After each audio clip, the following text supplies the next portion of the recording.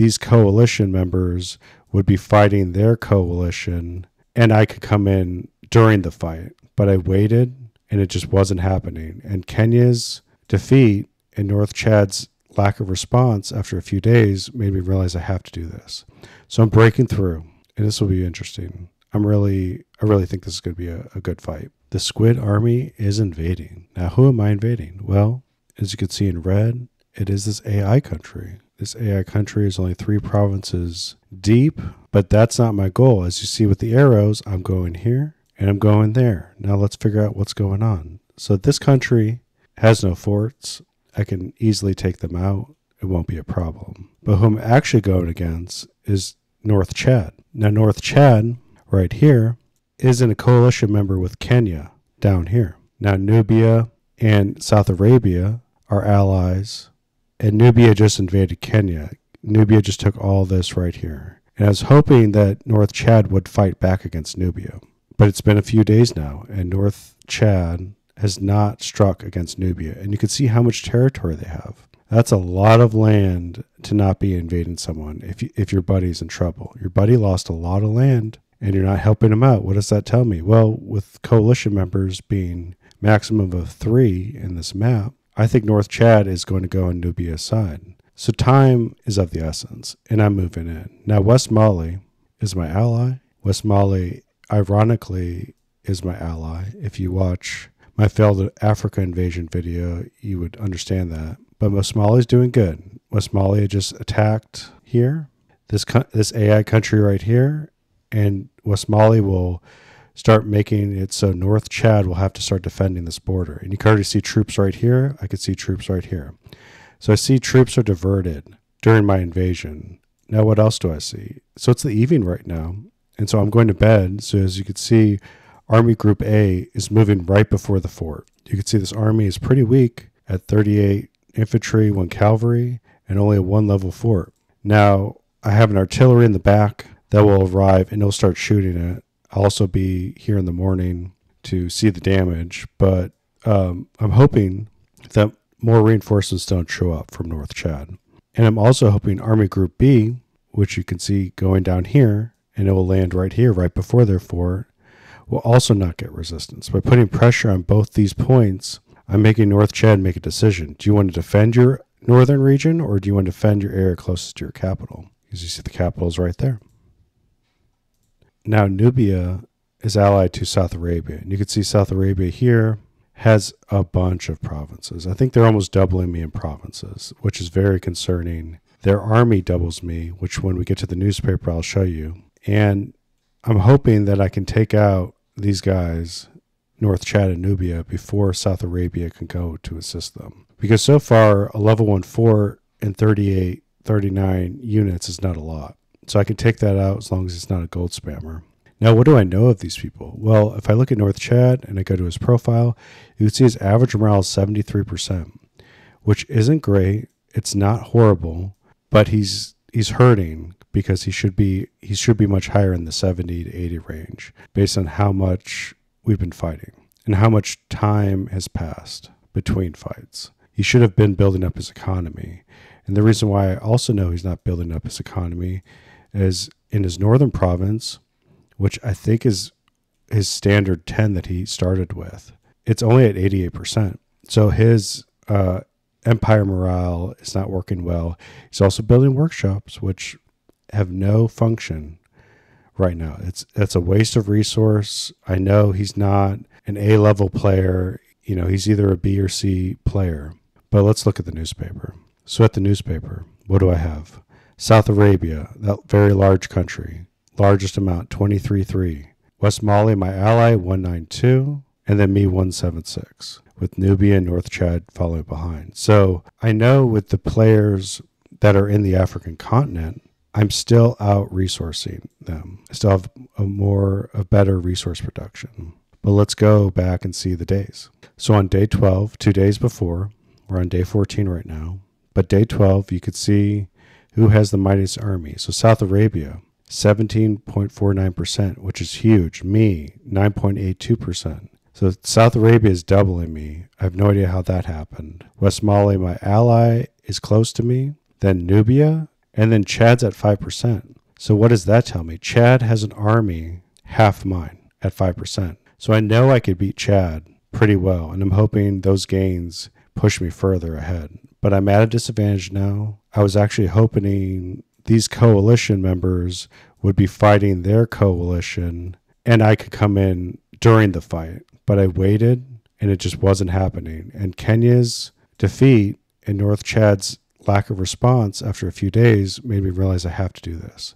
So I'm breaking through, and this will be interesting. I really think this is going to be a good fight. All right, it's morning time, and I have declared war. So my artillery has started firing on their fort. You can see that there's 2 points of damage. In the night, he brought an armored car, or he built an armored car, and with 160 points of defense against my 190 points of offense, and there's a level 1 fort, and I don't know if he's a gold spammer yet. I haven't figured out his play style. I need to be conservative because Nubia can attack me at any time as I run through North Chad. So I am going to sit in a defensive position and bombard them. I'm building 2 more artillery. Hopefully they can come and assist. But Army Group B is in for the kill shot. So Army Group B has been marching all night like a good boy. And you can see there's just 1 infantry here. So you know where I'm going. Their capital. Now, North Chad is not happy with me, which is odd. And he's being sneaky, though. So one, if you look at these offers, he'll give me peace for if I give him resources. Now, when I first woke up and read this, I was like, oh, is he giving me free resources? Cool, I'll just accept it and then continue fighting him. But he's being sneaky. He's actually trying to steal resources from me. And that's a big part of this game. Diplomacy is all about manipulation. You could see what he's saying. You know, he's making, oh my gosh, you're attacking me. In a World War I game where you're supposed to fight people. Oh my gosh. Back off unless you want to pass and fight another country. We have to make an agreement. Like if I wait, he's going to go and join the big coalition. So he has to go. He's also in my way. I have to get to Nubia. And there's nothing wrong with just not saying anything. Or I usually just say this. Good point. And I keep going. Because it is a good point. Why am I attacking him? But yeah, I'm going to, again, I still don't know if he's a gold spammer, a fort spammer. So I'm going to go right here, and I'll be able to decide before nighttime tonight if I'm going to take that capital. Also, my balloon is following right behind them. For vision, balloon moves slower, and I'm going to split up this force. If no one's in this capital, like this is too big, I don't need to have everyone go there. I'll start splitting up forces to take land, because if all goes well, this is what I need to do. I need to build forts along this line right here. This is the line I've constructed. I'm using this as a buffer zone, and the positioning of these forts has a great distance to the enemy's land. Where this fort here, this one right here, you can see that the area he controls, if you know, my new opposition takes it, is a great spot for me because I can bombard on my territory into his fort. I can bombard and pretend I own this land. This is my land where I'm bombarding, which is a great position. So I like that. It's almost like giving a trap. You move in here after I've built forts, and I'll have a great defensive line to shoot at you. Hopefully that's what happens. I'm curious. I mean, Nubia doesn't necessarily. He's making more ground. Wow, he's almost at their capital. Yeah, so I need to keep moving. This is good though because he spent time trying to diplomatize me instead of guard his area, and he should have had a balloon and see me coming and known this is his weak spots, because it's obviously his weak spots. But yeah, my ally is breaking ground too, which is also great. He's made contact with Chad, which helps if Chad was a competent player. All right, I'll keep you posted. The enemy's counterattack is going unsuccessfully. You can see with Army Group A, he's had 2 larger armies, and they are getting beat up. He's lost 16. I've lost 15.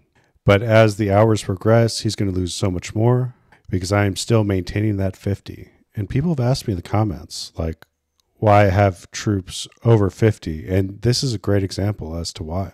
He had 50, close to 50, but now he doesn't. And you can see his attack strength has dropped. And that's why you want infantry en masse to keep that 50 up. Now, this is going well. Army Group B is right about to the capital. I could start right now. Look at that. Watch this. Boom. refreshed, taking the capital. That's what I like to see. And you could see he's summoning Pokemon. Now, these are the Magikarp of the Pokemon Kingdom. They're just basic infantry. You can see the egg timers are going. They're hatching still. They got like 11 hours to hatch. But yeah, you can see a Pokemon here, Pokemon here, Pokemon here, here, and a bunch over here. And they're not the Pikachu or Charizard. They're Magikarp Pokemon, just, basic infantry. That is interesting. It takes 12 hours to get an infantry out, which is great. Like, I need that time because that's not helpful if they could get out quicker. And I've diverted Army Group B. I have a split off group, just take more land. And my ally has agreed that he'll take the southern part. Now, once this is taken care of, I'll need to start defending this area. But as you can see, Nubia has already moved in to invade him. So this area right here, I need to build recruitment office. And after this recruitment office, I need to build a fort because this is a very pivotal spot. As I showed you before, my plan is to have here as my little Maginot line. And so forting up this now will be good. But yeah, things are going to plan. I'm also wanted to show you what my spy found out. So I put a spy in Nubia's capital. And you could see that Chad has a pretty big army here relative to the strength of Nubia. And I'm so surprised that he just never went in there and take his capital. So I bet there was collusion. And now that I'm wiping him out, he's just going to be cannon fodder for Nubia. Nubia is just going to wipe him out too. He's no reason to have a friend who lost his capital. Yeah, I guess he's doing some movements here. I need to get ready for a counterattack in the south also. And I need to move this army to start taking more land like that. And that's looking good. So I will have by tomorrow morning all of this, which is great. I can start building forts. You can see also Nubia ran back this way. I think he knew that I was going to take this province. So he's being defensive, which means he's not actually ready to fight me. He's just trying to take land that he can get as he can get it now, which is fine. This is good. This is going to plan. And then, I have South Arabia to deal with, which gets bigger and bigger every time. And every time I look at South Arabia, I think to myself, wow, is this like the final boss? Because that's problematic. I think he has twice as much land as me.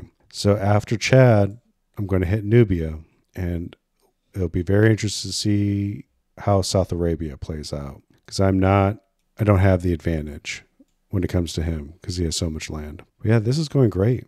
Honestly, I have better attack strength. I'm just going to move out to attack 2 so I can get the attack damage instead of the defense damage. And then I could take this province when I wake up in the morning. Lastly, my new reinforcement point is here at Korotoro. That's why you can see all these little infantries moving in, and they're just moving in to fill that area, get big. When they get big, they become an army and they start moving out. Yeah, this went so much better than I expected. I was really afraid Chad would have forts here, but he ran away from his fort up here in Bardai, and then he went down here, and then he's like, oh no, I actually need to counterattack you. I'm like, okay, well, getting shot with an artillery all day is better for me, but this isn't bad at all. I still need to be very conservative with my infantry. I can't do risky attacks right now, else I'll lose too many guys. I wish this group had a little bit more. They have 142 defense versus their 100. They have 714 health and have 832. So this is going to be a little costly battle. I wish I had 20 or 30 more infantry here and I would get so many more kills, but I'm going to win it. Oh, now I can build a fort. Oh, maybe not. I'll come back in like 30 minutes. Then I'll have enough steel for a fort. All right, I miscalculated.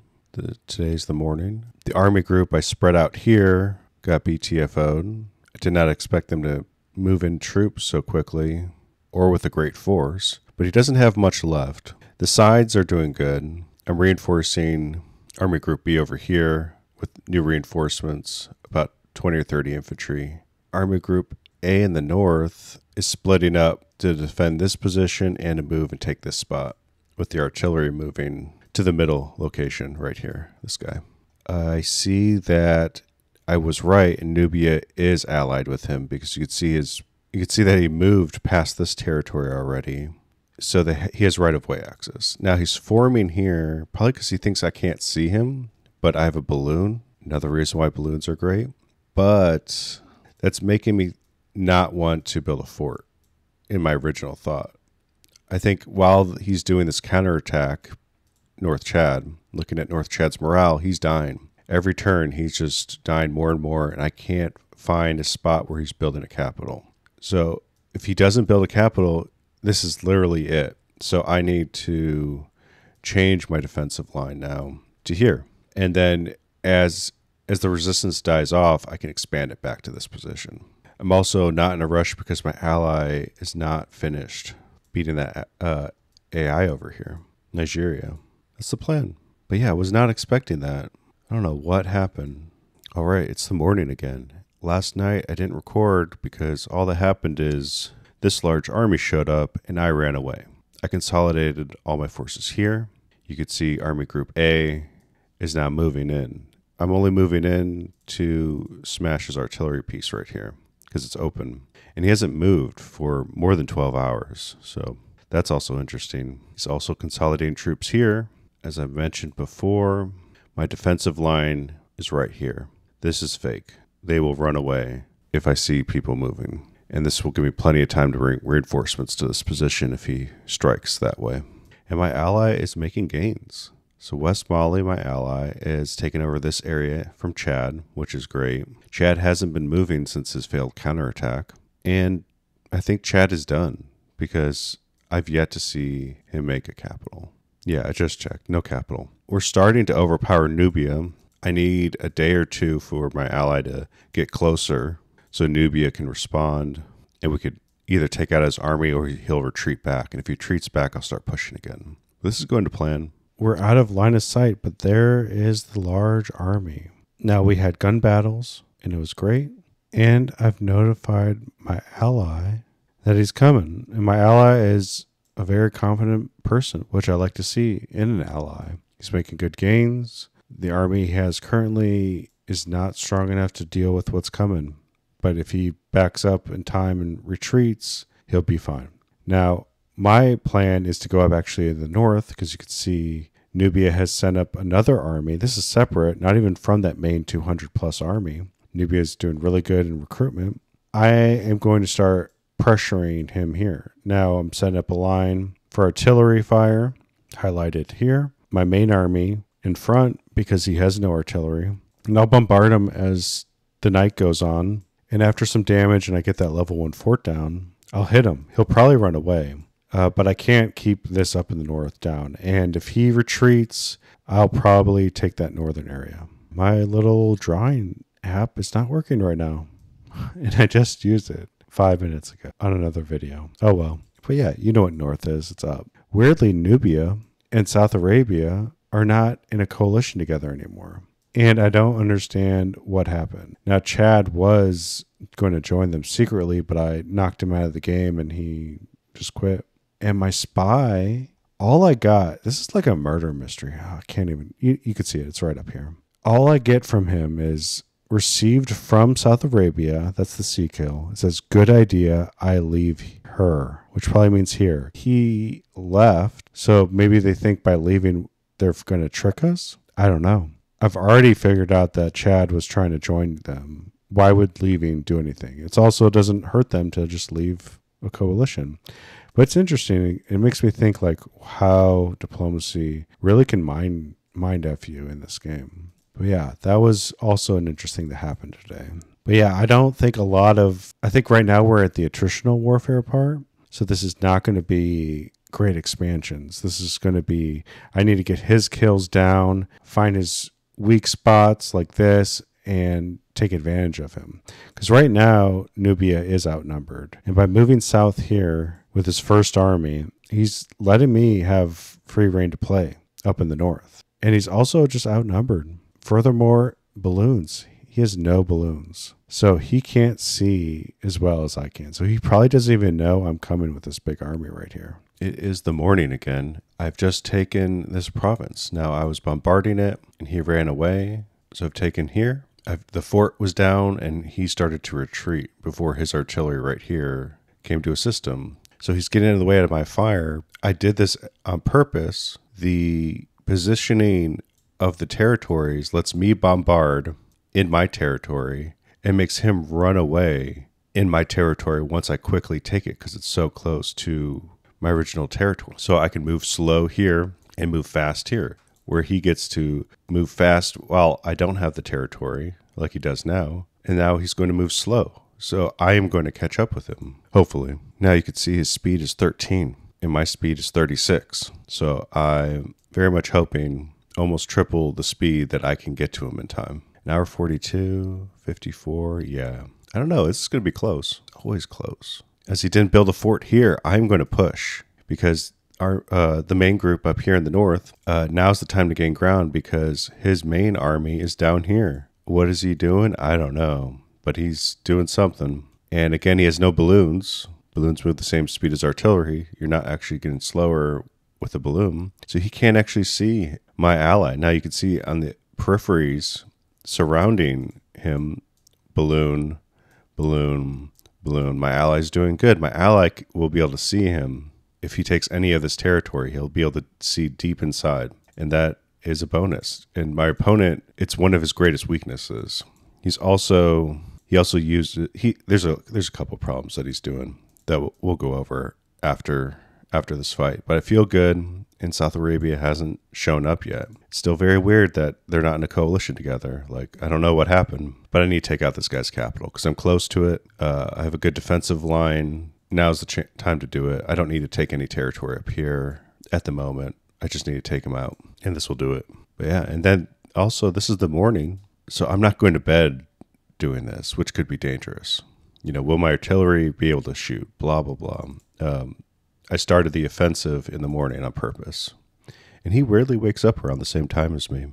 Now, this is what I want to see. I've caught him, and now we're going to be in contact until one of us is dead, but also his artillery are not running, they're firing, and my artillery has started to fire upon his artillery. Now, he doesn't have a lot of infantry defending the artillery, so you can see he's already hurt. He's lost hit points, which means he won't deal as much damage, and my artillery are fine. Now, I don't expect this to continue, but this will allow me to wipe out his artillery, and then I can focus firing on the main army, adding extra attack damage as these two bloody each other up. As day change happens in about 4 hours, this 10 infantry here will start supporting the artillery, taking in the damage. Now, we're only on the first round, but we've each lost 12 units. I'm dealing 189 attack, and he's defending at 139. So I have a 50-point spread. And once his artillery is dead, I'll have 3 artillery here. That 50-point spread becomes a 24 addition in damage. And that's why artillery are great. Now, he should have just had more infantry guarding this artillery. And he also should have not fallen for my trap. This guy has done good. He just hasn't. There's just some flaws. And it's nice to see the differences when you're actually fighting human players, which is refreshing compared to an AI where you'll find the rhythm eventually. The Northern Army has been defeated, and I am pushing now towards the capital, as you can see here. Now I'm also pushing down south because there's not much resistance. Nubia's really large army has just stopped, where my ally has consolidated a very big army here, ready to take him out at any moment. So I'm feeling very confident that we can push, and we can push to victory, and we can take him out. Now, the capital won't be taken until tomorrow at some time, so there'll be an update on that. But South Arabia has just taken out these provinces, besides, Mecca. So South Arabia just didn't care about his ally. You should have been sending troops to support Nubia if you actually cared about Nubia. And now, even though you're so massive, you're not going to be as massive as we were expecting. Now, your army is huge, so you can see the largest economies right here. My ally West Mali is first, South Arabia is 2, and I'm 3, and that's very good. Nubia is 4, but Nubia is going to be gone very soon. Scrolling back a few days, we have the actual threat. You can see South Arabia's army is double the size of my ally, with Nubia being bigger than mine, which is weird because I'm doing good. Nubia's lost a lot. Us combined, we're close to what South Arabia has to offer, but South Arabia has a lot, and I'm going to be very interested in what's going to happen. But yeah, this is a quick update.